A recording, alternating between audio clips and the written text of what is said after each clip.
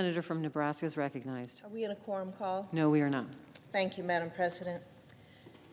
50 years ago this coming February, President Nixon made history as the first American president to visit the People's Republic of China. He thought that by inviting China to join what he called the family of nations, he could incentivize the Chinese Communist Party to liberalize at home and refrain from exporting its brand of communism abroad. That may sound naive, because as we look back on those 50 years, the changes President Nixon hoped for never came. But he held out hope for change because he had faith in the Chinese people. He was an incredible admirer of their culture and their remarkable history. And even though these past few decades have proven Nixon wrong about the CCP, he was right to have faith in the people of China. That's why we have to be specific when we talk about what the future holds for our two countries. The Chinese people and the Chinese Communist Party are not the same thing. In fact, the opposite is true. We have seen countless examples of the Chinese people's bravery, from pro-democracy demonstrations in Hong Kong to 1989's protests in Tiananmen Square. They were born deserving the same universal rights that we enjoy in the United States: freedom of speech, assembly, religion, and so many more.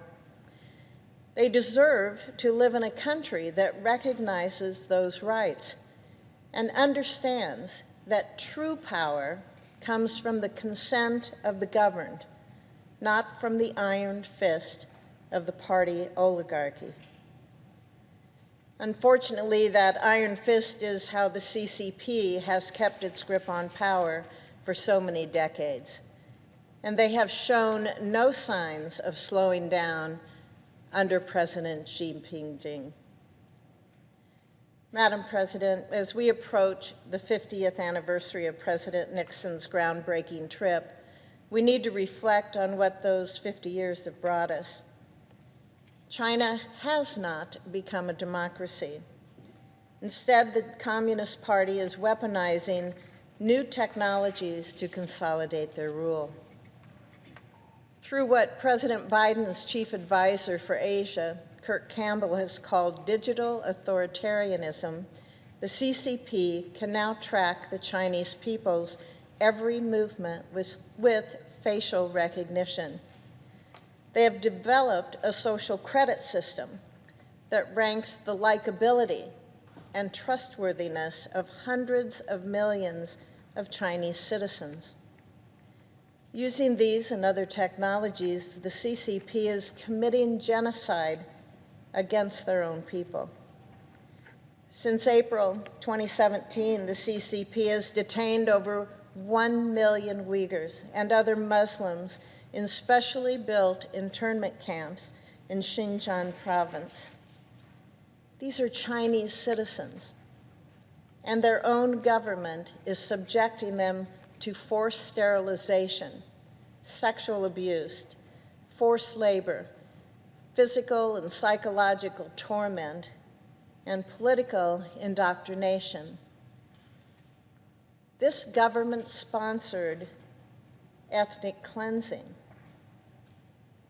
And now China is starting to carry out this kind of state-sponsored racism and genocide outside Xinjiang. In the Inner Mongolia Autonomous Region, the CCP is curtailing the use of the Mongolian language by shutting down Mongolian language social media websites and prohibiting schools from teaching certain classes in Mongolian. The next steps could be similar to what we've seen in Xinjiang. Sadly, ethnic minorities are not the only people to find themselves on the wrong side of the CCP's many abuses of power. Under President Xi, China has broken its promises to the free people of Hong Kong. Under the pretense of protecting national security, new laws have led to the arrest of thousands of people for doing nothing more than exercising their God-given rights. Taken together, all these things paint a picture of a Chinese government that is doubling down on its communist roots and doing whatever it takes to control its people. And none of this should surprise us. This is the same government that forcibly sterilized its citizens as part of its one-child policy and gunned down thousands of students who were peacefully protesting in Tiananmen Square. And now they are turning their attention abroad. They are growing more aggressive towards other countries by the day in ways that comply with international norms and in ways that defy those norms. In 2013, President Xi formally launched his signature foreign policy effort, the Belt and Road Initiative. Through this program, China offers lucrative infrastructure investments and economic development deals to smaller and poorer nations. The ultimate goal is to create a global coalition that could challenge the long-standing network of alliances and partnerships that have been built by the United States.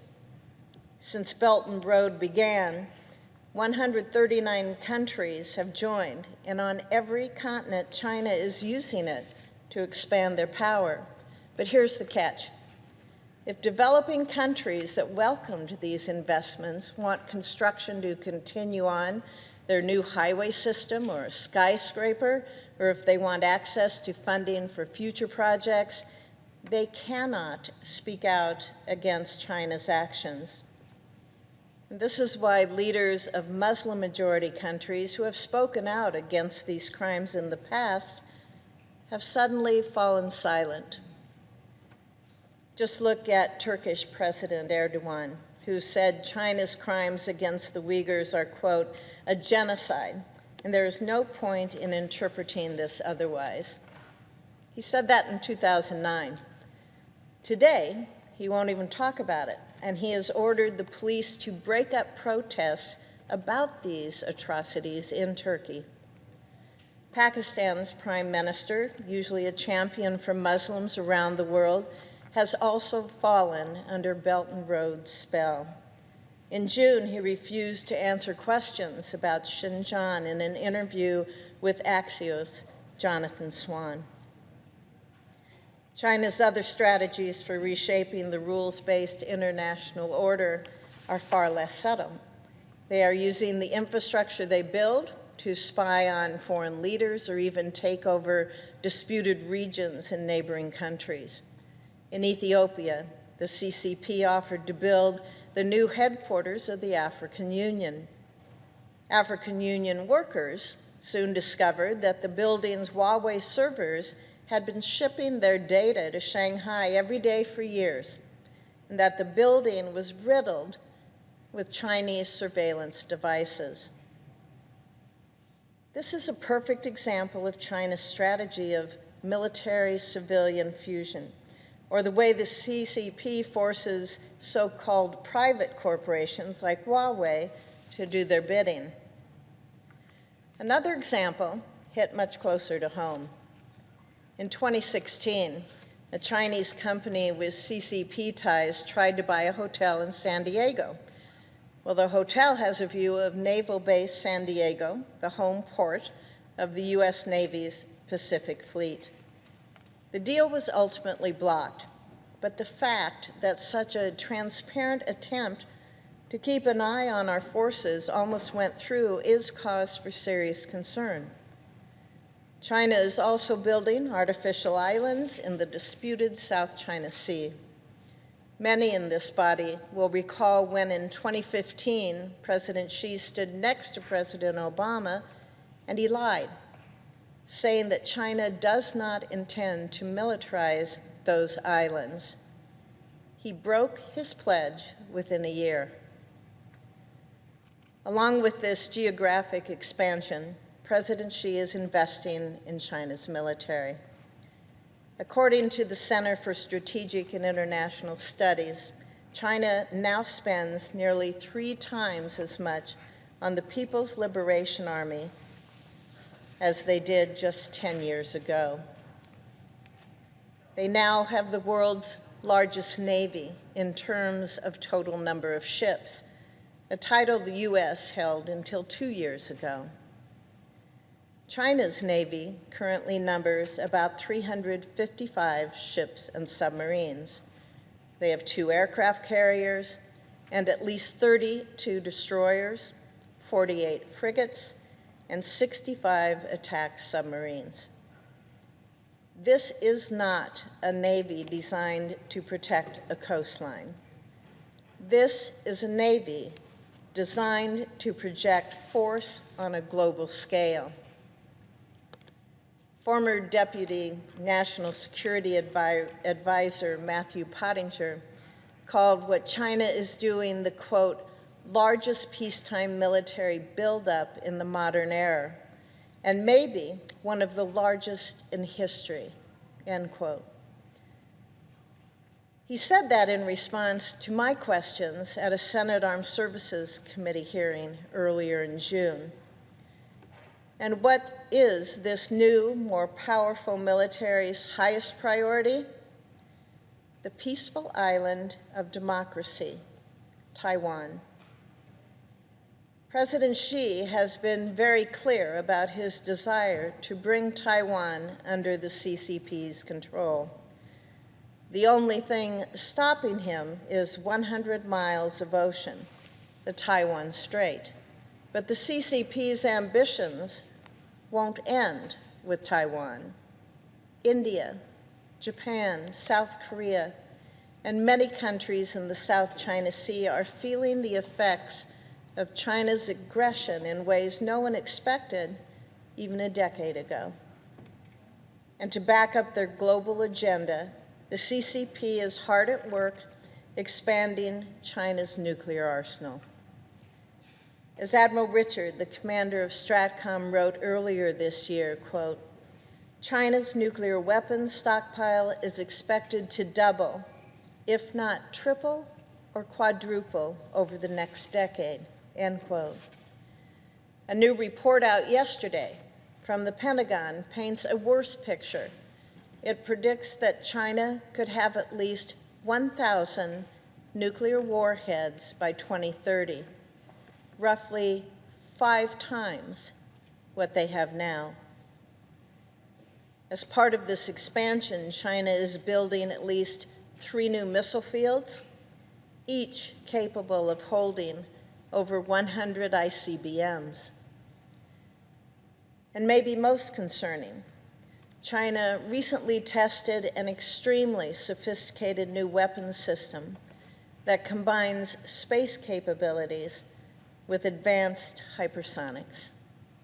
This nuclear-capable prototype could give China a unique edge over our own arsenal.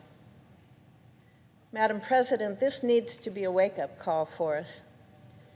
We must change our approach to China. We can't keep pretending that these problems don't exist. Thankfully, concern about China's rise is an area of bipartisan consensus here in Congress. But recognizing that there's a problem is not enough. We have to get our act together, and we have to do something about it. There are many ways for us to push back against the CCP, but by far, the most fundamental thing we can do to safeguard against China's rise is to invest in our military. The old adage, peace through strength, still applies today. But the Biden administration has proposed raising defense spending by only 1.6%. And taking this year's inflation into account, that means we have a proposed cut. That defies basic logic. The world's not getting safer. Threats like China are not going away. When we met earlier this year to review the President's budget request and write our annual defense authorization bill, The Senate Armed Services Committee debated defense cuts. What was the result? A huge bipartisan majority, 25 of the 26 members, voted to authorize an additional $25 billion in defense spending, which primarily supported the unfunded priorities of our combatant commanders. This provides our military with the real budget growth necessary to keep pace with an adversary like China.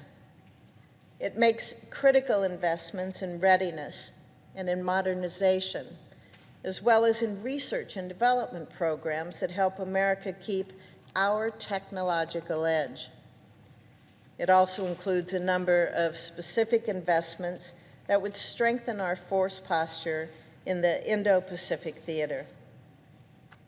Most importantly, the bill authorizes an additional $230 million to begin improving missile defense capabilities on Guam. Guam is a key element of our regional presence, but it has been increasingly threatened by China's growing arsenal. Indo-PACOM commanders have warned of this threat since 2019, and the situation has only grown more dire since then. The resources authorized by the bill would begin to address this threat, and by improving our defensive capabilities in the region, we can keep conflict from beginning in the first place. Like many of my colleagues, I am at a loss to explain why the Democratic leader hasn't brought the NDAA to the floor.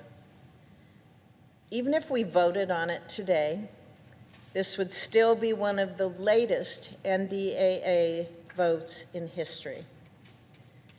And so as we celebrate Veterans Day next week and consider the sacrifice and service of America's bravest, we should all remember our responsibility as members of Congress to give our military men and women the resources they need to successfully complete the missions that they are given.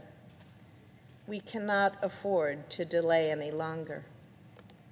Thank you, Madam President. I yield the floor.